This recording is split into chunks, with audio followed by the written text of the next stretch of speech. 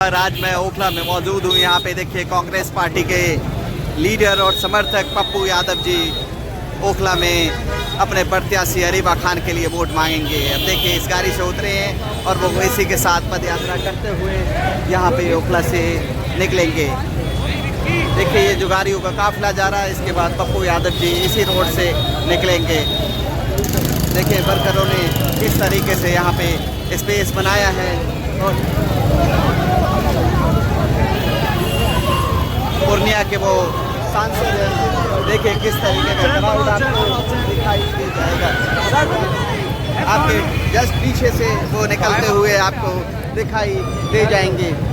देखिए हमारे पीछे पप्पू यादव जी आपको दिखाई दे जाएंगे और इनका जलसा है अरीबा खान के लिए। पप्पू जी का भाषण को भी मैं रिकॉर्ड करूँगा और उनकी बात को भी सुनाऊँगा। देखिए किस तरीके से पप्पू यादव जी यहाँ से निकलते हुए इलेक्शन रैली को संबोधित करेंगे। तमाम मेरे बुजुर्ग नारी शक्ति और हमारी प्रत्याशी और पूर्णिया से सांसद आपके बीच में पूर्वांचल के नेता पप्पू यादव जी के लिए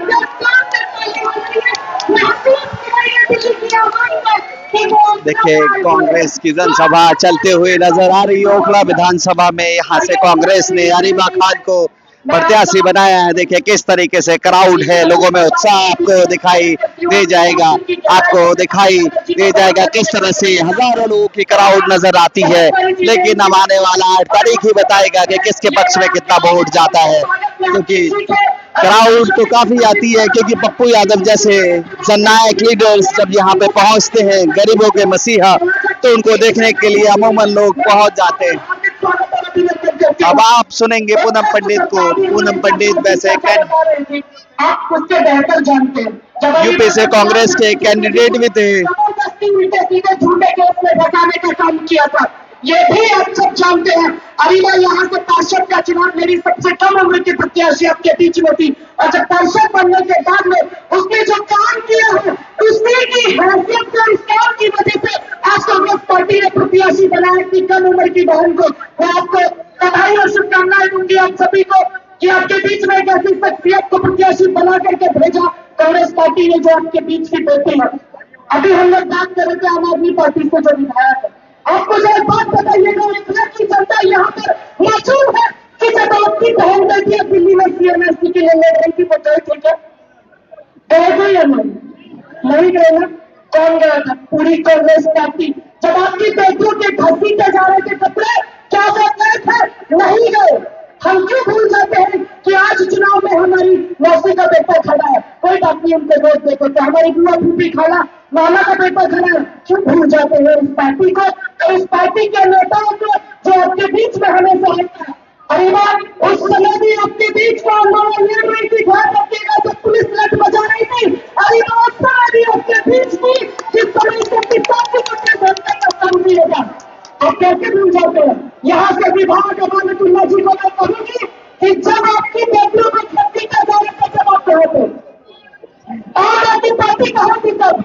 आज उनको अपनी काम, अपना समाज, अपनी बराबरी, तमाम अखरों की जनता याद आ रही है, लेकिन उस समय तो याद नहीं आ रही थी जब उनकी कौम के साथ, उनकी बेटियों के साथ इतनी बॉर्डर पर कर जा रही थी। दिल्ली की वो पुलिस, केंद्र में बैठी हुई सरकार और दिल्ली की सरकार और अपनी पार्टी का एक भी नेता नहीं बना था इस तरह सरकार के खिलाफ। तब आपके बीच में आपकी बेटी और हम जैसे लोग बोले थे।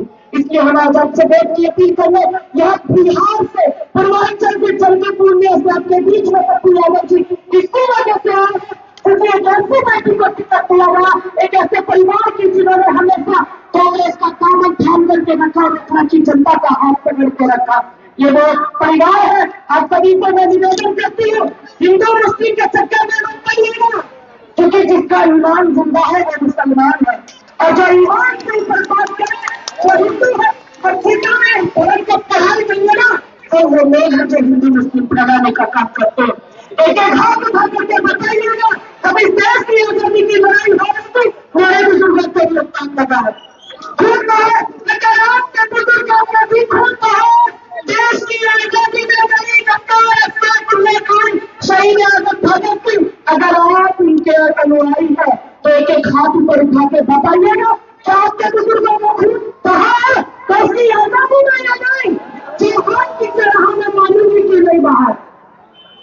बिहार है ना, तो इसलिए आपको कोई यहाँ से नहीं बता सकता। आप लोगों से अपील करती हूँ, समय का बड़ा अभाव है, पप्पू यादव जी को एक प्रोग्राम में भी जाना है, मैं उन्हीं को आमंत्रित करती हूँ सीधा सीधा आपके बीच में की जो है, और आपको रुके होंगे एक बार ध्यान रखिएगा,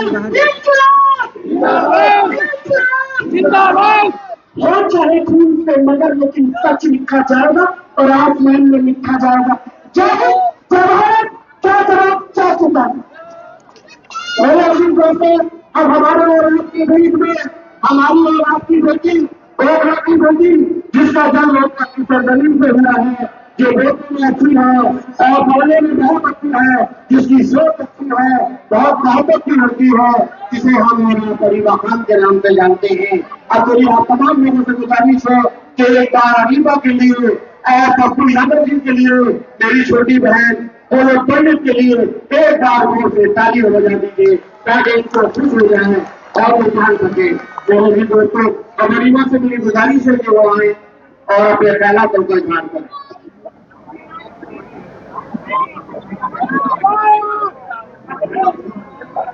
अस्सलाम वालेकुम। मैं सभी बुजुर्गों को, भाइयों को, बहनों को मेरा बहुत तहे दिल से सलाम। और सबसे पहले मैं बहुत बहुत शुक्रगुजार हूँ आप सब लोगों की कि जिस तरीके से आज आपने फिर से भारी तादाद में यहाँ मौजूद होकर ये साबित किया है कि आज की तारीख में फिर से आप कांग्रेस पार्टी की तरफ और हमारी तरफ एक उम्मीद के साथ खड़े हैं कि वो जो दौर था कांग्रेस पार्टी का, वो जो वक्त था विकास का, डेवलपमेंट का, उस दौर को वापस लाना है। देखिए, बहुत हद तक मेरे वालिद साहब आपसे इस वक्त मुखातिब हुए हैं, बहुत सारी बातें उन्होंने आपके सामने रखी। मैं 2 साल से काउंसलर के बतौर आपकी नुमाइंदगी कर रही हूँ। मैं शाहीन बाग की बेटी कहलाती हूँ और मैं वाकई ओखला की बेटी हूँ। जितने कैंडिडेट्स आज की तारीख में ओखला विधानसभा से इलेक्शन लड़ रहे हैं, वाहिद मैं एक लौती कैंडिडेट हूँ जो ओखला की सरजमीन पे पैदा हुई है। ये सारे कैंडिडेट्स बाहरी हैं, कोई ओखला में पैदा नहीं हुआ है। मैं यही पैदा हुई, इन्हीं गलियों में, इन्हीं मोहल्लों में मेरा बचपन गुजरा। आप ही की गोदियों में मैं खेली और वो दौर भी था जब मेरे वालिद साहब जेल से इलेक्शन लड़ रहे थे काउंसलर का। और यही शाहीन बाग और ओखला की आवाम थी जिन्होंने अपने खून से मुझे तोड़ा था। मैं महज 7 साल की मेरी उम्र थी तब प्रथा हुआ करती थी कि नेताओं को लड्डू, सिक्के और फूलों से तोड़ा जाता था। उस वक्त गुजरात में राइट्स हुए थे, दंगे हुए थे, 2002 की बात है। और आप लोगों ने अपना खून हमें दिया था, अपने खून से मुझे तोला था और फिर वो खून हमने गुजरात भेजा था वहां के दंगे पीड़ितों के। इस मोहब्बत का कोई मैच नहीं है, कोई टक्कर ही नहीं है ओखला की आवाम की मोहब्बत की। और देखिए, मैं आज आपके बीच फिर उसी उम्मीद, फिर उसी मोहब्बत के लिए मौजूद हूँ जिस मोहब्बत से आपने मेरे वालिद साहब को इतने साल नवाजा और 2 साल पहले मुझे काउंसलर के इलेक्शन में नवाजा। आज कांग्रेस पार्टी ने फिर मुझे एक मौका दिया है कि मैं अपनी आवाम के लिए खिदमत के लिए उतरूं, अपनी आवाम की जो मायूसी है पिछले 10 साल की, उसको कहीं ना कहीं खत्म करूं। लेकिन मैं तो जरिया हूं, मायूसी खत्म करना तो अल्लाह के हाथ में है और अल्लाह जरिया बनाता है अपने बंदों को। अल्लाह अपने बंदों से काम लेता है। शायद किसी काम के लिए मुझे भी जरिए के तौर पे अल्लाह ने उतारा है आपके बीच में। मुल्क के हालात की बात करूं या ओखला के हालात की बात करूं, दोनों आपके सामने जाहिर है। जो हमारी मुल्क की गंगा जमनी तहजीब है, किस तरीके से ये तानाशाह सरकारें जो आके बैठ गई हैं, इन्होंने उस तहजीब को तहस नहस करने में कोई कसर नहीं छोड़ी है। हमारे मुल्क का भाईचारा हमेशा से रहा है, लेकिन ये सरकारें जो है ये सिर्फ और सिर्फ कम्युनल बातें करती हैं, सेक्युलरिज्म खत्म करना चाहती हैं, आपस में लड़ा दो भिड़ा दो ताकि विकास में कोई बात ही ना हो, ताकि लोग अपनी जान के लिए जूझते रह जाएं। ओखला के हालात पे मैं अगर हूं तो आपके सामने है 10 सालों में ओखला किस हशर में आ गया है। मैं बचपन में भी मैं वो दौर याद करती हूँ जब एक खुशहाल ओखला हुआ करता था। 10 साल की बदहाली आप लोगों के सामने है। आम आदमी पार्टी की सरकार ने 10 सालों में ओखला को क्या दिया, ये मैं केजरीवाल से पूछना चाहती हूँ, अमानतुल्लाह खान साहब से पूछना चाहती हूँ। एक हवा चली 10 साल पहले और आप उसमें बह गए। मेरे हिसाब से बहुत अच्छा हुआ, क्योंकि जब तक किसी को मौका नहीं देते तब तक उसको परखा नहीं जाता है। उन्हें मौका देना जरूरी था ये देखने के लिए कि वो कितने पानी में, और एक बार नहीं 2 बार मौका दिया गया आम आदमी पार्टी और केजरीवाल को। और आज आप लोगों के सामने जाहिर है, चाहे वो डेवलपमेंट हो चाहे वो उनकी आइडियोलॉजी हो, वो कहां स्टैंड करते हैं, वो हमारे साथ कहां आके खड़े हुए, ये भी जाहिर है।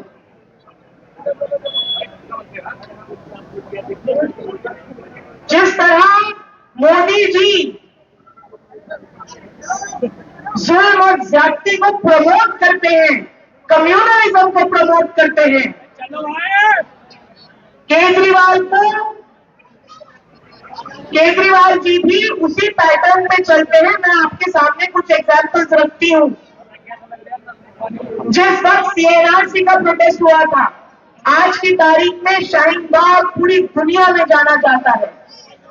एक जमाना था कि जब दिल्ली का एक हिस्सा ओखला तो सुनने में आता था कि ओखला एक जगह है दिल्ली में जहां मुसलमान आबादी है बहुत, लेकिन शाहीन बाग आज की तारीख में यूएस, यूके, इंग्लैंड हर जगह शाहीन बाग का चर्चा रहा। उसकी वजह थी जो यहाँ सीएनआरसी का एक हिस्टोरिक मूवमेंट शुरू हुआ। शाहीन बाग की खवातीनों ने उस मूवमेंट को कहां से कहां पहुंचाया, और उस सीएनआरसी के ऐतिहासिक मूवमेंट के लिए अरविंद केजरीवाल जी का ये बयान था कि दिल्ली पुलिस मेरे अंदर नहीं आती, अगर एलजी दिल्ली पुलिस मुझे 1 घंटे के लिए दे दे तो मैं पूरा शाहीन बाग का प्रोटेस्ट उखड़वा के फेंक दूंगा। जिस वक्त कोविड हो रहा था, पूरे मुल्क में त्राही हो रही थी, लोग सड़कों पे मर रहे थे, हॉस्पिटल के बाहर मर रहे थे, हमने भी अपने बहुत अजीज लोगों को खो दिया उस दौरान। ऐसे वक्त पे मनीष सिसोदिया और अरविंद केजरीवाल नेशनल टेलीविजन पर आते हैं और कहते हैं कि ना मंदिर से ना गुरुद्वारे से, ये मरकज है जो कोविड फैला रहा है पूरे मुल्क में। याद है आपको ये स्टेटमेंट्स? मैं कोई फर्जी बात नहीं कर रही हूँ, सब यूट्यूब पे अवेलेबल है, आप लोग चेक कर लीजिएगा। नेशनल टेलीविजन पे आप एक स्टेटमेंट देते हुए एक बार जिम्मेदारान आपके स्टेटमेंट से पूरे मुल्क में मुसलमानों की लिंचिंग शुरू हो जाती है। दाढ़ी वाले लोगों को, नमाज के निशान वाले लोगों को पकड़ पकड़ के उनके आधार कार्ड चेक करे जाते हैं। रेडी पटरी वाले लोगों को पकड़ के उनके आधार देखे जाते हैं कि तुम मुसलमान हो, तुम लोग कोविड फैला रहे हो पूरे मुल्क में। कोविड जिहाद, कोरोना जिहाद, ऐसे अल्फाज हम लोगों के लिए इस्तेमाल किए जा रहे थे और मरकज में ताला लगा दिया गया।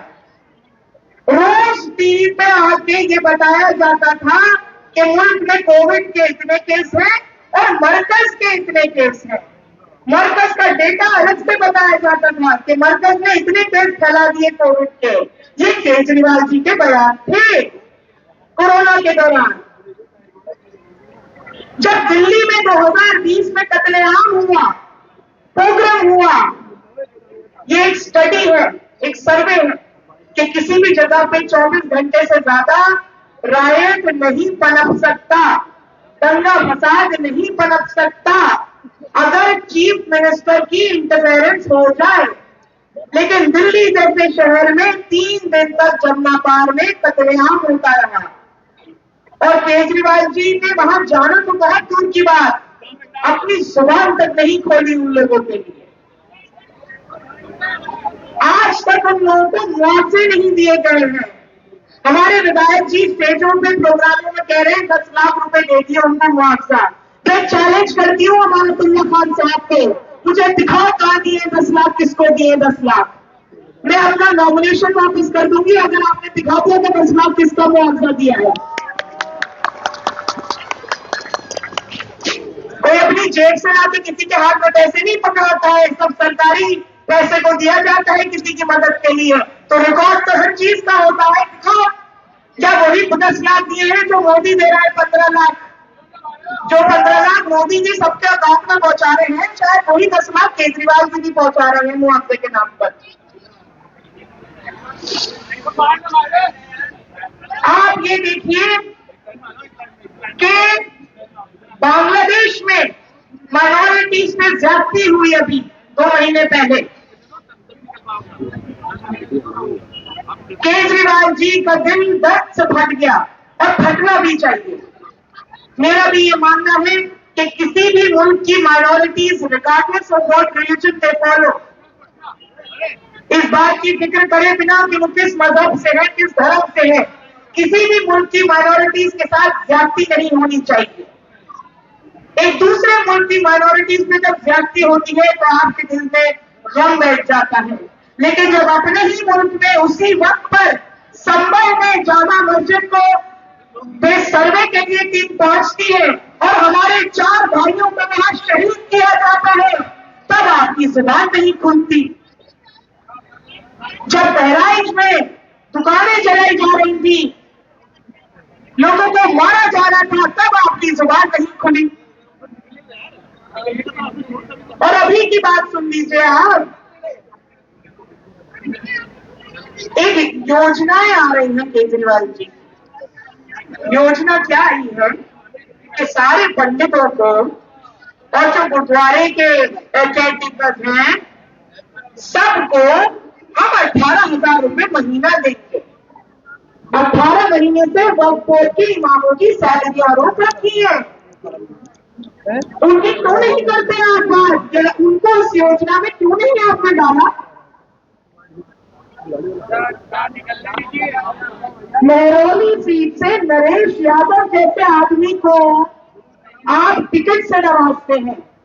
अभी जब दिल्ली विधानसभा के इलेक्शन के लिए लिस्ट निकलती है तो उसमें एक ऐसे आदमी को टिकट दिया जाता है, नरेश यादव, महरौली सीट से, जिसने कुरान की बेहुरमती करी।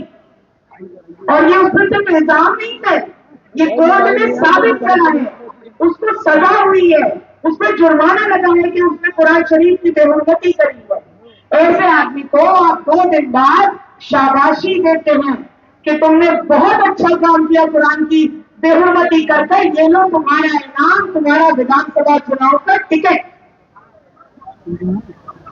क्या हमारा ईमान इतना कमजोर हो गया है कि हम एक ऐसे आदमी को अपना मसीहा मान बैठे हैं जो लगातार कई सालों से हमारे हक की आवाज बनना तो बहुत दूर की बात, हमारे हुकूकों की लड़ाई लड़ना तो बहुत दूर की बात, जो लगातार से हमें हर तरीके से चोट पहुंचा रहा है, हमें नुकसान पहुंचा रहा है। जो मोदी जी का एक रवैया रहा है, उसी पैटर्न पे केजरीवाल जी चल रहे हैं। मैं आपसे बस एक बात और करके अपनी बात खत्म करूंगी कि देखिए ओखला विधानसभा में पिछले 10 सालों में केजरीवाल ने क्या दिया, ये आपके सामने है। चाहे मैं सड़कों की बात करूं, किस कदर खस्ता हालों में सड़कें हैं, 2-3 साल से सड़कें खोद के डाल रखी है। अब इन्हें लगता है कि ये बीजेपी का डर दिखाएंगे या इलेक्शन से 2 महीने पहले अपने हुजरे में से निकलकर सड़क बनाएंगे और लोग भूल जाएंगे जब 3-3 साल से खुदी हुई सड़कों पे बुजुर्ग चलते हुए गिरे हैं, या बच्चे चलते हुए गिरे हैं, या महिलाएं गिरी हैं, किसी के घर इंतकाल हो गया तो मैयत जाने में परेशानी हुई है, किसी के घर हेल्थ इमरजेंसी हो गई तो हॉस्पिटल जाने में परेशानी हुई है। लोग वो वक्त नहीं भूलेंगे। ये जहां हम आज खड़े हैं हाई टेंशन पे, यहाँ अभी सीवर की लाइन डली है। कितने दिन हुए हैं? 20 दिन, 1 महीना। 1-1 फुट पानी भरना शुरू हो गया हाई टेंशन पे हर 5 दिन बाद। ये है इनका विकास, ये है इनका डेवलपमेंट कि जिस सड़क को, जिस सीवर को डले 1 महीना भी नहीं हुआ, उसका हाल क्या हो रहा है। जहां 12 इंची का पाइप डलना था सीवर का, वहां ठेकेदार ने 6 इंची के पाइप डाल दिए हैं। बिजली के मीटर का मुद्दा हो, अगर 50,000, 1 लाख, 2 लाख बिल्डिंग देख के डिमांड करते हैं बीएससीएस वाले। अच्छी नक्शी की बिल्डिंग बनी हुई है तो कहते हैं 2 लाख रिश्वत दो मीटर लगाने की। नॉर्मल दिखेंगे बिल्डिंग तो कहेंगे 1 लाख दे दो।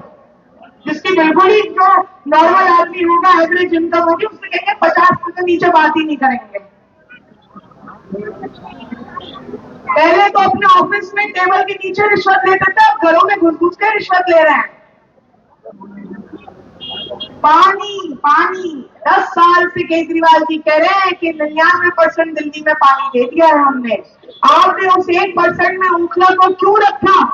आपने ओखला की आवाम को पानी से महरूम क्यों रखा? चलिए मैं अपनी बात को भी यही खत्म करूंगी। पप्पू यादव जी, क्योंकि वक्त का थोड़ा सा वो है शॉर्टेज, तो मैं इनवाइट करूंगी पप्पू यादव जी को, मेरे चचा समान, क्या आप लोगों से वो मुखातिब होंगे और अपनी बात रखेंगे और इंशाल्लाह आप लोगों के बीच मजबूती से हम अपनी लड़ाई लड़ते रहेंगे, आपके हुकूकों की आवाज बनते रहेंगे। आज की तारीख में राहुल गांधी जी वाहिद लीडर है जो मुसलमानों की लड़ाई खुल के लड़ रहे हैं। पार्लियामेंट से लेकर सड़कों तक हमारी आवाज उठा रहे हैं और सेंटर में बीजेपी को हटाने के लिए राहुल जी की हाथों को आपको मजबूत करना पड़ेगा, वरना दिल्ली में केजरीवाल होकर ले जाएगा कि एलजी मुझे काम नहीं करने दे रहा, बीजेपी मुझे काम नहीं करने दे रही। बहुत शुक्रिया, अस्सलाम वालेकुम। बहुत और वक्ता थे हमारी नाजिया दानिश जी, ईश्वर दानिश साहब की अहलिया जो जाकिर नगर से काउंसलर है। मेरा दिल था कि वो भी आपके बीच में खिताब करती, मैं माफी चाहता हूँ। पप्पू जी का अगला प्रोग्राम लगा हुआ है, आपको पता है कि 10 बजे के बाद अभी आधा घंटा तो पहुंचने में लगेगा। इस्तेफाल मैं चाहूंगा नाजिया दानिश जी इस्तेफाल करते गुलदस्ते के साथ पप्पू यादव जी का, और मैं फिर इन्वाइट करूंगा पप्पू यादव जी को। कहते हैं आपको बेसब्री से इंतजार है और आप पप्पू यादव जी को, जो पूरी दुनिया में, हिंदुस्तान ही नहीं पूरी दुनिया में सेकुलरिज्म के नाम पर आवाम की लड़ाई लड़ते हुए मशहूर है, वो कोई ऐसा चेहरा नहीं है और आप उनको ही सुनने के लिए इतनी बड़ी तादाद में आए हैं। शुक्रिया। मेरे दोस्तों, ये पप्पू यादव वो शख्सियत है जो गरीबों के साथ, बच्चों के साथ, मुसलमानों के साथ, हिंदुओं के साथ सीधे काम के खड़ा रहता है। बल्कि अभी पीछे एक साहब थे, वो कह रहे हैं बिहार का नेता है, बल्कि भाई इनका कद और छोटे छोटे हो, ये बिहार के नेता नहीं, ये पूरे हिंदुस्तान के नेता है। पप्पू नहीं, पप्पू यादव नहीं, थोड़ी देर में आके अपना भाषण और पब्लिक को संबोधित करेंगे। ओखला विधानसभा में अपने कैंडिडेट अलीबा खान के लिए वोट मांगेंगे। देखते हैं पप्पू यादव के आग्रह पे, देखते हैं। हमारे ब्लॉक अध्यक्ष है कांग्रेस पार्टी के अंसार भाई, मैं उनसे दरख्वास्त करूंगा, बिहार से ताल्लुक है, कि वो पप्पू यादव जी का गुलदस्ते के साथ इस्तेमाल करें।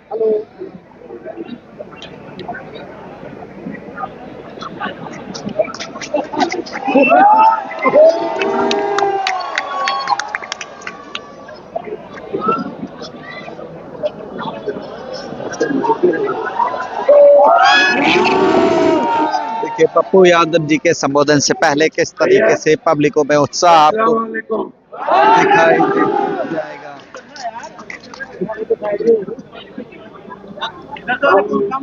आप सब में बोलिए कि हिंदी में बात करिए।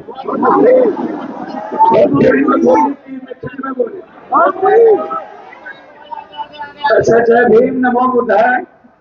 सबके पैर छू के प्रणाम करे छी। प्रणाम करे तो नहीं सकते हो, हमको लगता नहीं राउंड सबके हमारे प्रणाम स्वीकार करी और बहुत सब हमें कुल गोल लगे छी हमारे प्रणाम स्वीकार करू। सब लोग ये माय बहन हमारे सुने छे, देवी बेटी हम सब के घर की परिवार की, आप तो मेरे परिवार की बैठ जाइए आप सब बेटा बैठ। मेरा कोई रिश्ता आपको ताली मत बजाइए, सियासत वाली बात हो गई, अब पीली वाली बात नहीं करता। आप सबको पता है कि मेरा और आपका रिश्ता 80 के दशक से, जब मैं बच्चे था हाई स्कूल में हम पढ़ते थे, बाहर से आने के बाद चाहे वो बंगाल हो, बांग्लादेश हो, पूर्णिया हो, अररिया हो, किशनगंज हो, कटिहार हो, सीमांचल हो, कोसी हो, ये भिजिया हो, रास्ता नहीं है, ये रास्ता फिर लेडीज यहाँ के लिए नहीं, उधर से रास्ता बाईपास, सब झारखंड में था। अरे बाईपास किया हुआ है मेरे भाई। ये रास्ता जब इंतखाबात हो रहा है तो क्यों आ रही हम सब लोग है? और ऐसी उल्टी बात कर लेडीज क्यों आ रही है रास्ते में में कभी हमने राजनीति नहीं लाई। जब रास्ता ही बंद है? मेरा आपके साथ जो इमोशंस है, जो फीलिंग, हालांकि पुलिस एडमिनिस्ट्रेशन ने सिक्योरिटी को लेकर उस हिसाब से इंतजाम नहीं किए हैं। रोड अभी भी एक्टिव है, जिसकी वजह से लोगों को काफी परेशानी का भी सामना करना पड़ रहा है। आपको वो दिखाई दे जाएगा। हालांकि दिल्ली पुलिस के जवान और एसएसबी के जवान तो दिखाई देते नजर आते हैं, लेकिन सुरक्षा इंतजाम उस हिसाब से नहीं मैंने दिखता है। कभी किसी दुनिया में किसी भी इंसान से जाति नहीं पूछी, पूरी दुनिया की मदद की, हर घर की मदद की, हर परिवार की मदद करने की कोशिश की, हर गरीबों की मदद करने की कोशिश की। मैंने इंसान को फरिश्ता देखा, अल्लाह के रूप में, ईश्वर के रूप में। मैंने इंसान को कभी भी, आज भी और आने वाले समय में भी मैं आपसे कोई उम्मीद करता ही नहीं। देखिए परिस्थितियां हीरो बनाती हैं। वक्त आइए हजरत साहब के इतिहास को आप याद करिए। आप इस्लाम को मानने वाले लोगों में से, आप मोहम्मद साहब के हर तरह के मोहब्बत, उसके विचार, उसके आइन, उसके कर्तव्य, उसका दायित्व, उसका मानवीय मूल्य, उसके जीवन की कृति, उसकी इंसानियत और दुनिया को उन्होंने जो रास्ता, आप और बड़े लेवल पर इनको, जैसे कि आप देख रहे हैं कि रैली को सुनने के लिए काफी लोग आए हुए हैं जो पप्पू जी को सुनते हुए नजर आते हैं। तो क्या लग रहा है चाचा, पप्पू जी को सुन भी रहे हैं तो क्या माहौल है यहाँ कांग्रेस का? मुसलमान या इस्लाम तो उसके बाद माहौल बेहतर तो कांग्रेस ही रहेगा अभी। अच्छा, आम आदमी पार्टी भी मजबूती से इलेक्शन आम आदमी पार्टी है, सही है, काम किया, सब कुछ किया, मगर मुसलमानों के हक में कोई आवाज नहीं उठाता। मुसलमानों के हक में कोई आवाज नहीं उठाता। काम में डाल के सोए रहता है। अच्छा, हाँ, सबसे बड़ा नफरत दिल में दुख ली यही बात है। कोरोना का एक वाक्य आपको बताऊं। कोरोना जब पहली बार आया तो लोगों ने कोरोना को जमात से तो छोड़, क्या लग रहा है एमआईएम पार्टी भी यहाँ इलेक्शन लड़ रही है तो क्या लग रहा है? आम आदमी पार्टी तो लड़ रहा है। एमआईएम तो वैसे साहब बहुत मजबूती के साथ उसको भी मिलना चाहिए वोट। वैसे बहुत याद करिए कौम के लिए लड़ाई रहा था, उसके जेल में बंद है। क्या बोलना चाहिए। आप क्या कहेंगे चाचा? मैंने जब माहौल किधर दिखाई देता है दिल्ली विधानसभा का? क्या हो रहा है? माहौल किधर है? कांग्रेस का है। कांग्रेस का है। और ओवैसी साहब का कुछ दिखाई दे रहा है? नहीं समझते क्या जमात, वो बात नहीं बोलेंगे। नहीं बोलेंगे। नहीं जानते जैसा कि आपने क्या जमात इस लोग मुल्क बोलने से के कई लिए बार बचने की बात और करते अपने वतन के लिए क्या करता है, जिसकी खबर हैं। क्या सर, क्या माहौल लग रहा है? जी माहौल क्या है? माहौल बहुत अच्छा है। अरीबा खान जीत रही है। और ओवैसी साहब भी आ गए मैदान में, उसके बारे में अरे क्या? भैया वैसे साहब कोई फर्क नहीं है, ये जीत रहे हैं। सही में उनसे कोई फर्क नहीं है। यहाँ आरिफा खान, ये सब अहमदुल्ला खान कुछ भी नहीं है। सब हाथ में जाएगा, पंजा में वोट जाएगा सब। पक्का? इस बार पक्का। आपको ढेर सारी हाँ। शुभकामनाएं। खून से हमारे विचारों से देश के मुल्क सर, क्या विचार हैं? क्या बोलना चाह रहे हैं? क्या लग रहा है कि कहीं जिस तरीके से अरीबा का माहौल कैसा दिख रहा होगा? अरीबा का भी माहौल ठीक चल रहा है अभी तो। सही चल रहा है। हाँ यहाँ पे तो चौतरफा मुकाबला दिखाई दे रहा है। हाँ, मुकाबला वो टक्कर गया है यहाँ पे। मुकाबला होगा भी तो यहाँ पे अरीबा अहमदुल्ला के बीच में ही होगा। क्योंकि भारतीय जनता पार्टी के सॉलिड नहीं यहाँ नहीं। जैसा कि आसिफ मोहम्मद खान ने भी कहा। भाजपा को तो नाम ही मत लो, भाजपा को तो नाम ही मत लो। वो तो सारा हिंदुस्तान को सत्यानाश कर दिया है। जो कांग्रेस ने बनाया था वो सब बेच दिया। जैसा कि लोगों की राय आपको सुनाई। कुछ और भी लोग हैं, उनसे हम बात करेंगे और सुनेंगे किस तरह का माहौल है। पार्टी के कुछ कार्यकर्ता भी हैं। आप पार्टी के कार्यकर्ता हैं? नहीं, अच्छा, नहीं आपने ये मौके पार्टी का पहना दिया तो पहन लिया। क्या माहौल मैं है? कहता हूँ माहौल क्या है ये बताइए। माहौल तो अभी फिलहाल मैं कहूँगा अच्छा ही है, देख के बढ़िया ही कहूँगा। तो ये वोट बैंक में कन्वर्ट हो जाएगा? देखिए अभी ये तो क्या लगता है आपको? ठीक ही लगता है, अभी तक तो माहौल सही है। कुछ और भी लोग हैं,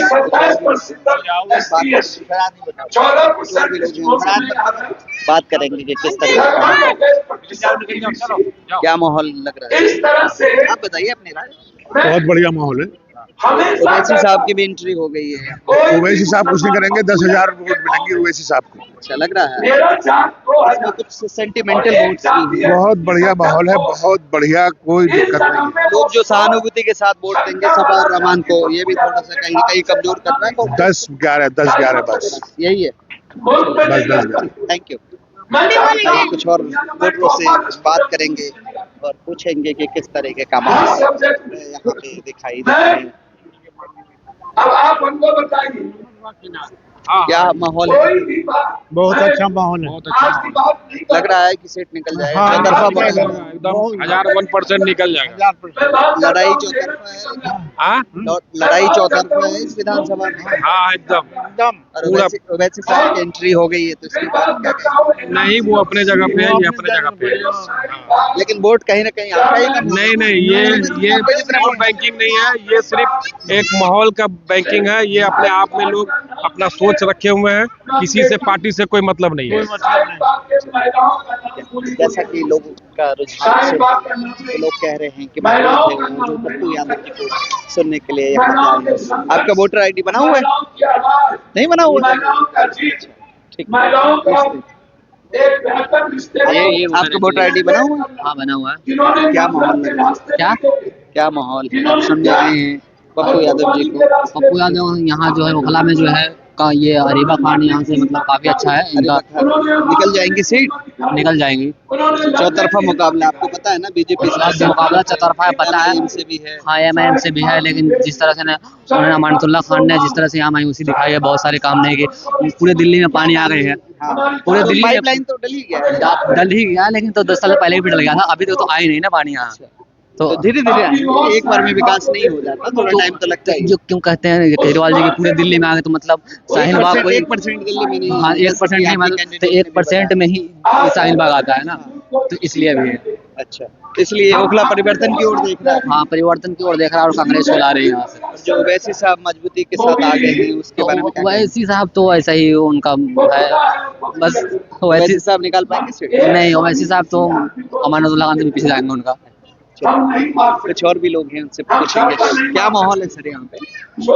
यहाँ पर जो है आसिफ मोहम्मद खान की बेटी है अरीबा खान, पार्षद है यहाँ से। पिछले 2 साल में उन्होंने यहाँ पे बहुत अच्छा काम किया है। अच्छा, अरीबा खान का सच सच बताइएगा, क्योंकि हमें तो ग्राउंड रियलिटी पता ही होगा। As a counsellor Areeba Khan का कैसा रहा कार्यकाल? जी, अरीबा खान का कैसा रहा कार्यकाल? बहुत बढ़िया रहा है। यहाँ पे जो लोगों को आपकी गलियों में तो आज भी साफ सफाई नहीं दिखाई देती। देखिए यहाँ पे बहुत बड़ा एरिया है, यहाँ पे एक अनऑथराइज्ड एरिया है। इसमें जो काउंसलर जो है तो 80-82 कर्मचारी मिलते हैं, उसी हिसाब से यहाँ पे बहुत अच्छा काम होता है। लेकिन लोग बताते हैं, जब मैं सर्वे करने जाता हूँ लोगों से पूछता हूँ, लोग कहते हैं कि अरीबा का भी कार्यकाल उतना अच्छा नहीं रहा म्युनिसिपल बॉडी। देखिए यहाँ पे जो है अरीबा में से एक भी लोगों ने अच्छा काम नहीं बताया, भले वो कांग्रेस के समर्थक हो। ऐसा हो सकता है आम आदमी पार्टी के सपोर्टर। और जो अभी जो बाउंड्री वॉल दिशा है अलशिफा हॉस्पिटल के सामने, उसमें भी जो आरोप और प्रत्यारोप का दौर चल रहा है, उसमें कहीं अरीबा खान का ही नाम है। वहाँ पे तो देखिए विधायक जी भी गए, वो एक यूपी एलिगेशन की जगह है। हाँ। आप थाने से देखेंगे, थाने से कवर हुई हुई है तो उन्होंने नहीं, लेकिन यूपी एलिगेशन ने अपनी अपनी बाउंड्री वॉल ऑलरेडी पहले से बना रखी थी, लेकिन उसने जब जहाँ पे कूड़ा ये डाला काम जाता था, काउंसलर का नहीं है ना, ये तो यूपी एलिगेशन की जगह है। अब काउंसलर के अंडर जो काम आते हैं साफ सफाई का, आप वो बताइए साफ सफाई के लिए मैं लेके चलता हूँ। जो लैंड है ना, लैंड और रेवेन्यू लैंड जो है वो related यूपी एलिगेशन जो बिल्डिंग किस बिल्डिंग पे हथौड़ा डलना है, इसमें भी काउंसिलर कहीं ना कहीं जिम्मेदार रहता है। कहाँ पर किस बिल्डिंग में कंस्ट्रक्शन कैसे होना है, नहीं नहीं होना नहीं, इनमें इसमें काउंसलर का कोई नहीं है, इसमें काउंसलर का कोई इन्वॉल्वमेंट नहीं होता। कोई अनऑथराइज कंस्ट्रक्शन कर रहा है कर करो, नहीं कर ये रहा मत बताइए, करो, उनसे जो इनका क्या लेना ओखला देना। कांग्रेस यूनिट के बड़े लीडर यहाँ पे दिखाई नहीं देते, तो इसका भी कहीं ना कहीं फर्क पड़ेगा। बड़े लीडर कौन नहीं है यहाँ पे? आसिम मोहम्मद खान से बड़ा लीडर कौन है यहाँ पे? ओखला में आसिम मोहम्मद खान के बाद भी और भी लीडर हैं। तो यहाँ पे पप्पू यादव जी आए हुए हैं, अभी पूनम पंडित जी गए आप मेरी बात नहीं समझ रहे हैं, मैं ओखला कांग्रेस की बात कर रहा हूँ। ओखला कांग्रेस सिर्फ एक आसिम में मोहम्मद खान से कांग्रेस पार्टी नहीं है ओखला में ना। ओखला अगर आसिम कांग्रेस मोहम्मद खान जी आज अगर पार्टी कौन नहीं है बड़ा लीडर? आप बताइए, आप देखिए ना, आप बताइए कौन बड़ा लीडर आसिम मोहम्मद खान से ऊपर यहाँ कोई ये नहीं। नाजिया दानिश साहब को नाजिया दानिश, सुएब दानिश की वाइफ है, वो मौजूदा काउंसलर है, वो यहाँ नाजिया मौजूद है। दानिश दिखाई दे रही है। अरीबा खान खुद कैंडिडेट है, वो काउंसलर है। पूर्व विधायक आसिम मोहम्मद खान है, वो यहाँ मौजूद है। अच्छा। अब आप बताइए यहाँ पे और कौन है? यहाँ पे मोइनुद्दीन गंगजनी जैसे लीडर हो गए, मोइनुद्दीन और गंगजनी हिदायतुल्लाह हो गया, देखिए वो कांग्रेस के कार्यकर्ता है। हम जो है यहाँ पे आम वोटर है, मैं कोई कांग्रेस का कार्यकर्ता नहीं, ठीक आप वोटर हैं, है। आप यहाँ पे जो है, आप ये देखिए कि यहाँ पे अगर वो कांग्रेस भी हो तो यहाँ पे आए। आप ये बताइए अगर मेरा कोई बात गलत हो तो। लेकिन मुकाबला चौतरफा दिखाई देता है ना। नहीं, मुकाबला यहाँ पर वन साइड वोट करेगा। यहाँ पर ओखला की आवाम बहुत पहले पिछले 20-25 साल से देखता रहा हूँ, मैं वन साइड वोट करती है और अरीबा खान के फेवर में करने जा रही है यहाँ पे ओखला की वोट। चलिए, आपको ढेर सारी शुभकामनाएं इसके लिए। और भी कुछ वोटर्स हैं, आप भी वोटर हैं यहाँ? First time? First time. अच्छा, इधर क्या लग रहा है मुझे? दिखाई देता है, सुन ही नहीं पा रहा हूँ आप क्या बोल रहे हो। माहौल किधर की तरफ है? अभी तो मैंने बताया आपको कि माहौल कांग्रेस की तरफ है। अभी आपसे बात हो चुकी है? हाँ, अभी तो बताया मैंने। ठीक है, चलिए, आपसे बात हो गई। ये बाकी ये वोटर नहीं है। और भी लोग हैं, उनके साथ बात करेंगे। कुछ कांग्रेस के लीडर हैं जो काम करते हैं, उनके साथ बात करेंगे। सर, किस तरह का माहौल है? माहौल बहुत अच्छा चल रहा है कांग्रेस के हक में। इस बार चौतरफा मुकाबला है। मुकाबला सिर्फ भाजपा और कांग्रेस का है। भाजपा और कांग्रेस। हाँ, झाड़ू लेकिन भाजपा के जो प्रत्याशी वो कह रहे थे मेरा मुकाबला एमआईएम के साथ है। ना एमआईएम का क्या मुकाबला होगा, वो तो वैसे वो जो वोट काटेगा उसकी काटेगा झाड़ू और इसका जो कांग्रेस का जो अलग ही वोट बैंक है और बहुत अच्छा चल रहा है।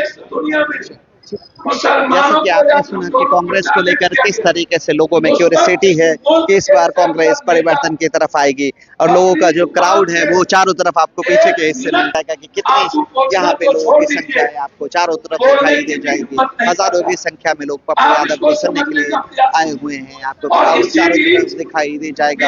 और पप्पू यादव के भाषण को भी आपको कंटिन्यू सुनाते हुए दिखाई दे रहे हैं। और दिल्ली पुलिस के भी जवान आपको दिखाई दे जाएंगे। और आप मेरे जीवन को जानते हैं, मेरा और आपका परिवार का रिश्ता, हमारे और आपके त्योहार का रिश्ता, हमारे और आपके फल का रिश्ता, जो रिश्ता मेरा आपके साथ है, यही रिश्ता मेरे किसी अनजान के साथ, यही रिश्ता मेरे किसी अनधर्म के साथ भी। यह नहीं है कि, लेकिन जब कोई बात होती है, आप सदन में उठा के देखो, पहली बार पहला सवाल बेटी कर रही हो अकेला पप्पू यादव करता है। लोकसभा का एक एक सवाल उठा कर दिया देखो। आप जब भी किसी गलत विचारों के आप पर हमले होते हैं, मैं उस वक्त ये भूल जाता हूं कि मैं सियासतदान हूं, क्या मैं एमपी हूं। मुझे लगता है कि यदि मैं इस वक्त इंसानियत की भूमिका में कोई बात ना करूं तो आने वाला पीढ़ी हमें माफ नहीं करेगी। मैं कई बार ये बात कहता हूं, मैं दुनिया में कहता हूँ भाई मुसलमान हिंदुस्तान के आपसे कभी नहीं करेंगे। आप वो यानी कहते हो बच्चे जन्म लेते हैं, वो 20 करोड़ होंगे तो हम 150 करोड़ होंगे, वो 30 करोड़ होंगे तो हम 170 करोड़ होंगे, वो 40 करोड़ होंगे तो हम 200 करोड़ होंगे, वो 50 करोड़ होंगे तो हम 250 करोड़ होंगे। इसको समझना पड़ेगा इस मुल्क के नेताओं को, आम आदमी को। ये गलत है। यदि मुसलमानों के घर में जाइए, आप जो पढ़े लिखे थोड़ा सा भी काम करने वाले मुसलमान हैं, उनके घर में भी जाके देखिए।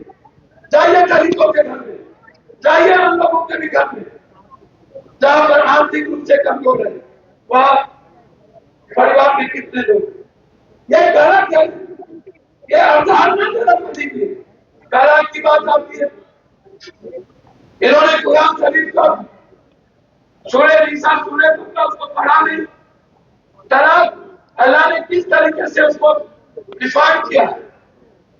अब हर चीज को, हर मुद्दों को मुसलमानों के सेंटिमेंट और उसके नफरत और उसके धर्म से जोड़कर मुसलमानों के बच्चों को फिल्म करना, ये उनकी गहरी साजिश।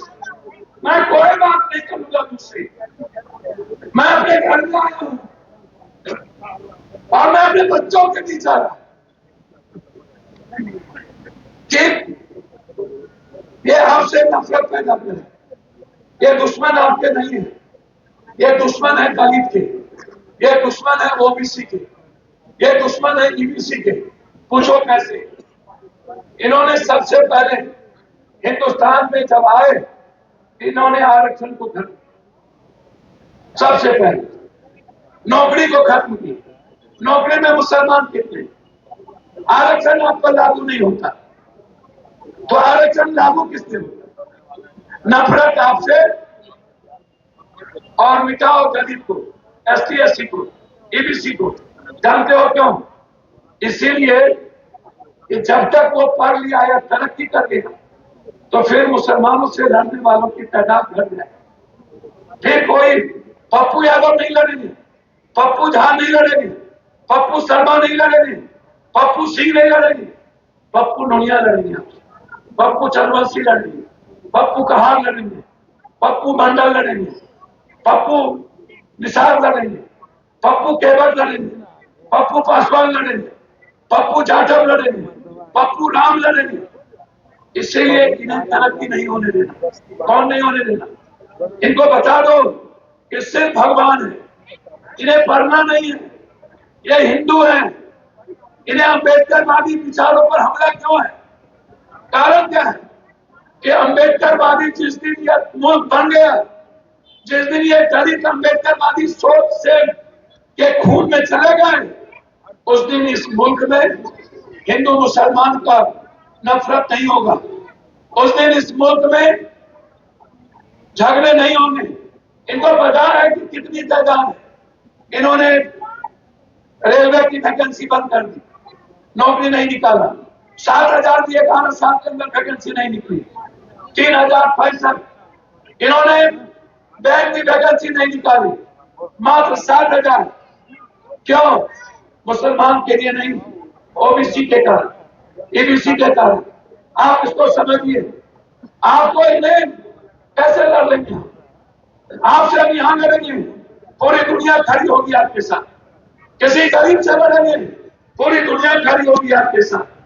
आपका कत्लेआम होगा, पूरी दुनिया आवाज उठाएगी। क्या फिलिस्तीन पर जब हमले हुए, सबसे पहले इस मुल्क में पप्पू यादव ने मांगी, और दूसरा कोई फिलिस्तीन के पक्ष में सेव ह्यूमैनिटी की बात किया।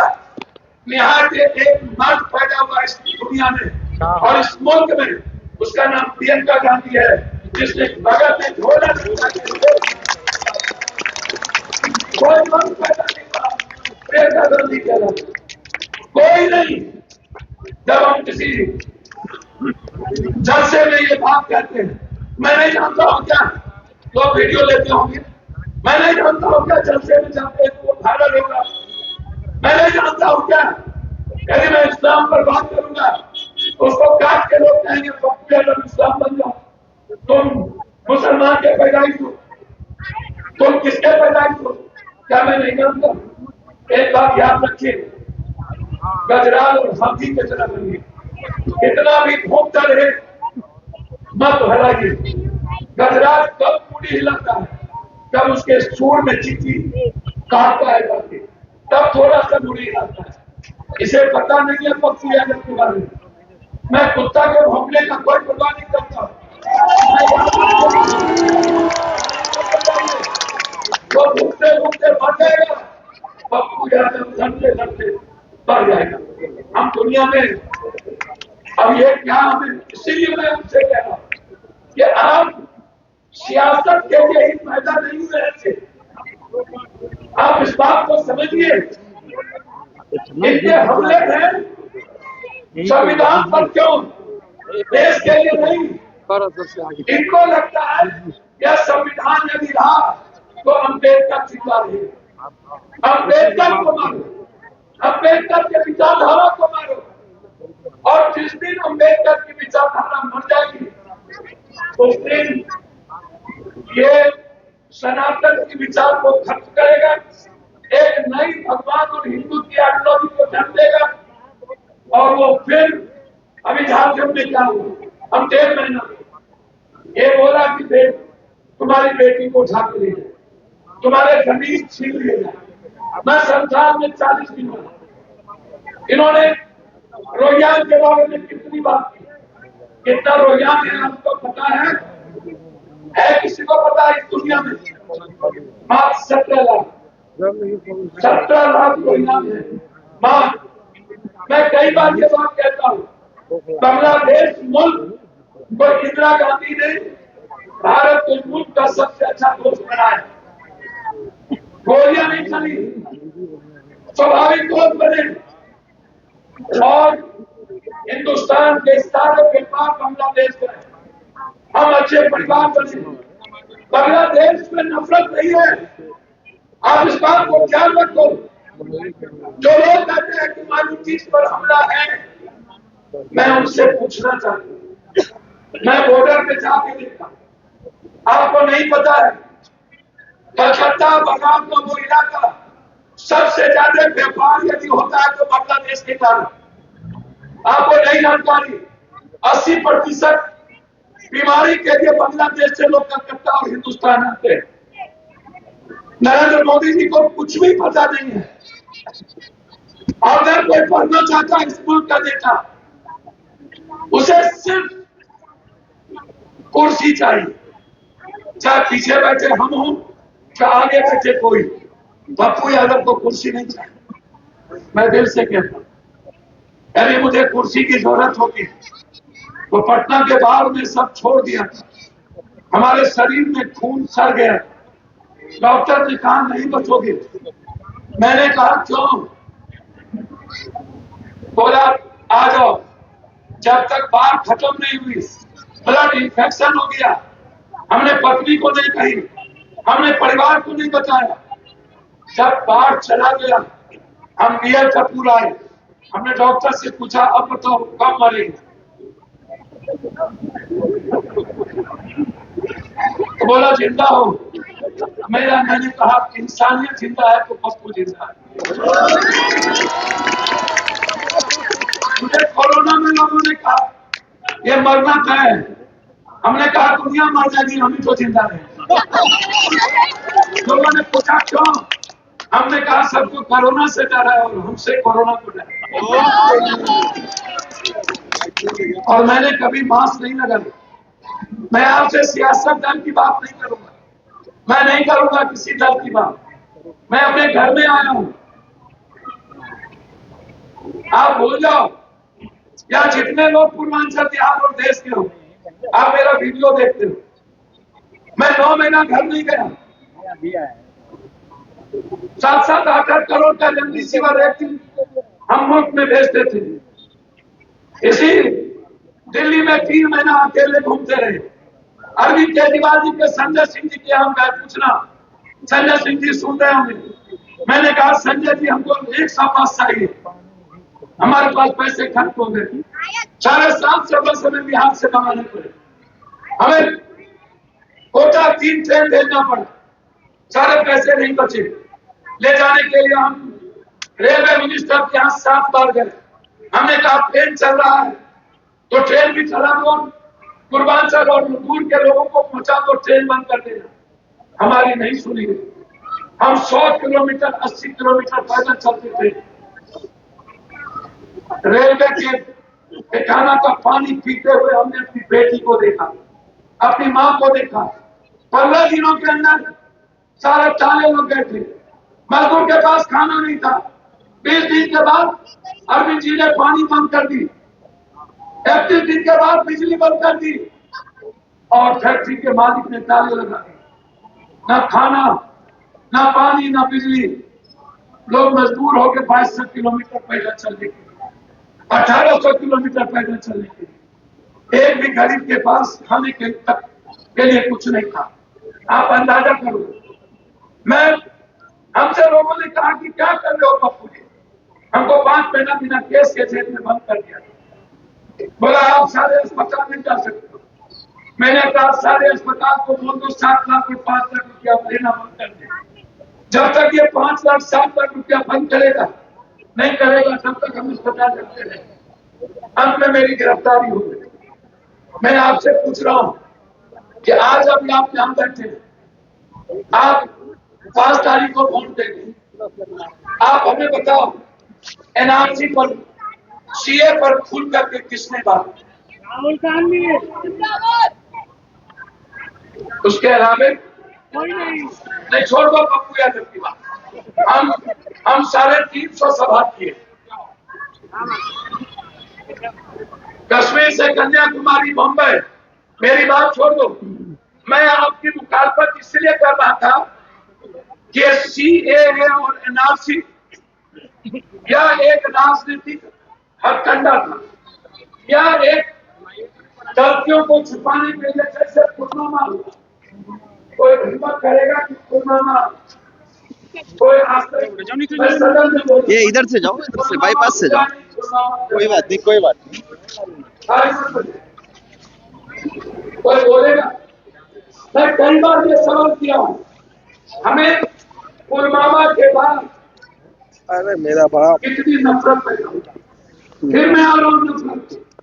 जब भी कोई उसके पीछे आपको विलन बनाना, आपसे नफरत करना, नफरत की बात करनी।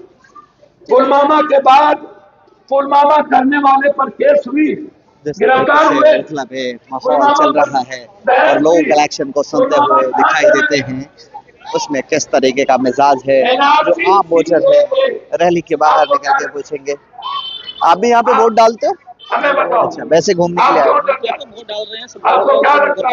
क्या वैसे माहौल है? देख रहे हो चल रहा है। किस पार्टी की तरफ सुनाई देता है? जो अच्छा करेगा उसी तरफ। ऐसा तो जरूरी नहीं है कि कोई पार्टी की तरफ दे। कौन अच्छा करेगा? कैसे ऐसा कुछ नहीं है, सब अच्छा कर रहे हैं। वोट पाने के लिए सब अच्छा करते ही हैं। आपको क्या लगता है ओखला की जनता किस पे भरोसा करेगी? भरोसा तो सबके ऊपर देख लीजिए। अच्छा, तो क्या माहौल लग रहा है आपको? क्या समझ में आ रही है अभी तक जो इन्फॉर्मेशन? समझ में क्या आ रही है? अब तो कांग्रेस को तो हो गया, कल तो वहाँ पे 40 फुटा में तो अवैसी का तो यहाँ पर आज कांग्रेस का है। चल रहे हैं, बस जो अच्छा काम करेगा सब देख रहे हैं। आपको क्या लग रहा है कि कौन अच्छा कर सकता है? मुझे पता है तो सब ऐसे ही है। सब ऐसे ही, ठीक। जैसा कि आपने सुना कि सब ऐसे ही हैं, लोगों का रुझान किस तरफ है वो दिखाई दे जाएगा। और भी कुछ लोग हैं, उनसे सुनेंगे जो ओखला के वोटर्स हैं वो किस तरीके से वो लोग वोट करेंगे आने वाले टाइम में। तो ये भी डिपेंड करेगा कि वो वक्त कैसा रहेगा और लोग कांग्रेस पार्टी की तरफ भरोसा करेंगे या फिर एमआईएम की तरफ वो भरोसा करेंगे। ये आने वाले टाइम में पता चलेगा कि विधानसभा का रिजल्ट किधर की तरफ दिखाई देता है। अभी पप्पू जी का भाषण चलता रहेगा, उसके बाद हम लोग फिर समझेंगे और उनकी बात को भी सुनेंगे।